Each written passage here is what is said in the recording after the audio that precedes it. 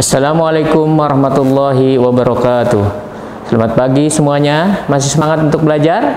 Selamat datang pada mata kuliah Strategi Pengembangan Agama, Moral, Sosial, dan Emosi Anak Usia Dini. Tahukah kamu, sejak kecil anak sudah memiliki naluri tentang baik dan buruk, rasa sedih, takut, dan juga cemas. Tuhan menciptakan manusia sebagai makhluk yang sempurna karena dikaruniai akal. Oleh sebab itu, sebagai pendidik anak usia dini, alangkah baiknya untuk mengoptimalkan potensi anak, terutama naluri baik sebagai fitrah Tuhan, kita harus membantu mereka, terutama dari segi perkembangan agama, moral, sosial, dan emosi anak usia dini.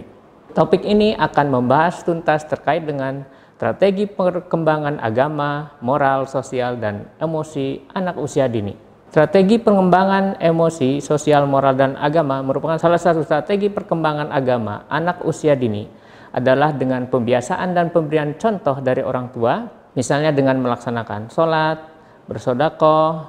Agama adalah peraturan Tuhan yang diberikan kepada manusia yang berisi sistem kepercayaan, sistem penyembahan, dan sistem kehidupan manusia untuk mencapai kebahagiaan di dunia dan di akhirat. Pada anak usia dini, perkembangan agama identik dengan pemahaman akan Tuhan, yaitu bagaimana mereka memahami Tuhan. Ada 5 tahapan anak memiliki pemahaman tentang Tuhan menurut Osser. Yang pertama adalah Tuhan dianggap sebagai yang maha kuat secara fisik. Kedua, Tuhan sebagai pemberi keuntungan atau kebaikan. 3, Tuhan sebagai sahabat pribadi. 4, Tuhan adalah pembuat aturan hukum.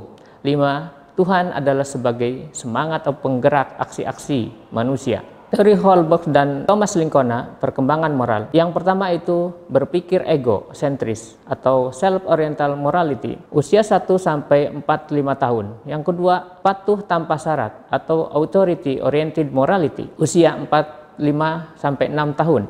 2, masa balas-membalas, exchange stage, usia 6-5-8 tahun. 3, fase memenuhi harapan lingkungan atau fear-oriented morality, usia 8-14 tahun.